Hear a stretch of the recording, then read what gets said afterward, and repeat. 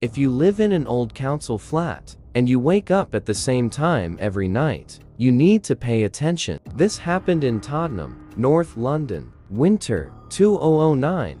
The building was built in the 1960s. Concrete walls, long corridors, flickering stairwell lights. The kind of place where sound travels strangely. Amara moved into flat 47 in late November. She liked that it was quiet, too quiet. Her first night, she noticed something odd. There were no sounds from neighbors, no television, no doors closing, no toilets flushing, just a deep, building-wide silence. Like the entire floor was empty, but it wasn't. She'd seen people during the day, an old woman in 45, a young couple in 49, normal, alive. The first incident happened 5 days later. She woke up suddenly, no nightmare, no noise, just awake. Her phone screen lit the room faintly. 3:17 a.m. She lay there for a few seconds. That's when she heard it. A soft dragging sound, not footsteps, not yet. More like fabric being pulled across the floor. Slow, from the hallway. She assumed it was upstairs, until it stopped directly outside her bedroom door. Silence. Then a single, slow step.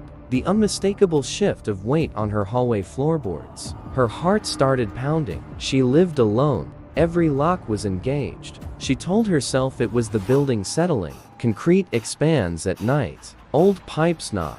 Old buildings breathe, right? Then it paced, back and forth, from her bedroom door to the front door. Turn, back again, turn, no rush, no hesitation, like it had walked that exact path before, like it knew the dimensions.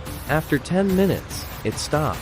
She didn't sleep again that night. The next day, she inspected the hallway. Nothing disturbed, but she noticed something new. A faint mark along the wall, about shoulder height. A thin, gray smear, as if someone had been brushing against it repeatedly. She tried to wipe it. It didn't come off. The second night, she stayed awake, lights off, door slightly open, watching the dark hallway. 3:16 a.m. Nothing. 3:17.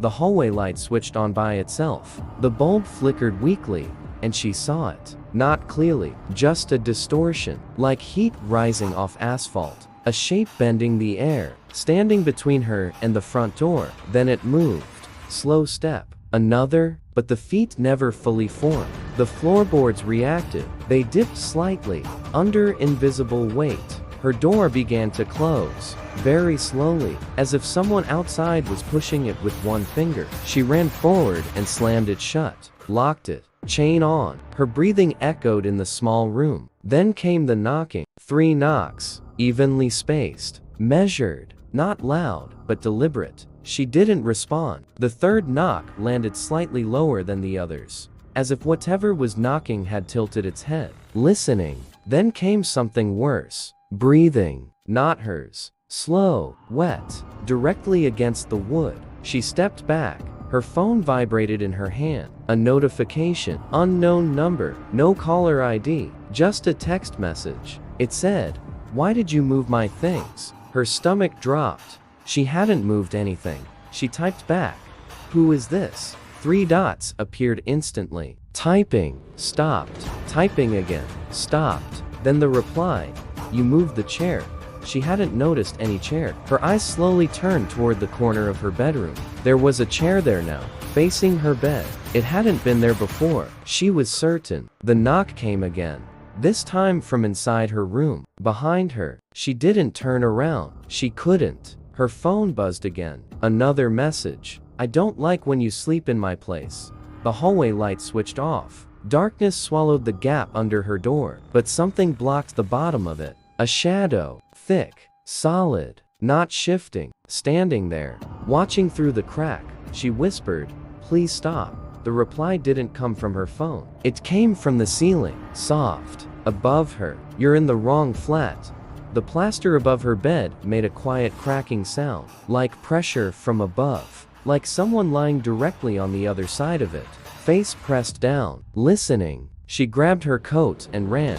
Didn't pack, didn't lock up. As she opened her front door, she glanced down the corridor. Every other flat door was open, wide, lights off, empty inside.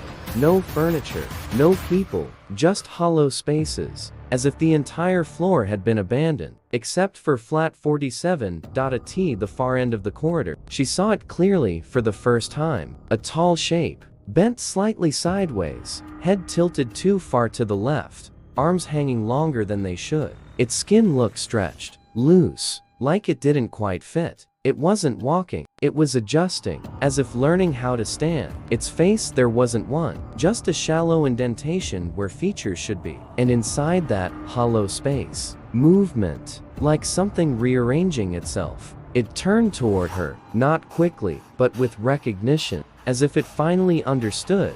She could see it, and her phone buzzed one last time. "You've been in my hallway for nights now."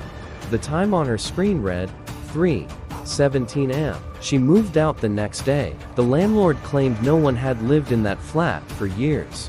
Flat 47 had been sealed after an incident in 2004. A man who lived alone. Neighbors complained about pacing every night. Back and forth, until one morning, the pacing stopped. They broke the door down. They found him in the hallway, face pressed against his own bedroom door, fingernails worn to the bone, as if he'd been trying to get back inside. His time of death? 3:17 a.m. And here's the part nobody mentions. The flat number was changed twice since then, but residents on that floor still report something. If you stand in the corridor long enough at night, you'll feel it behind you, waiting, adjusting, learning your shape. Because it doesn't break in, it doesn't force doors, it just waits.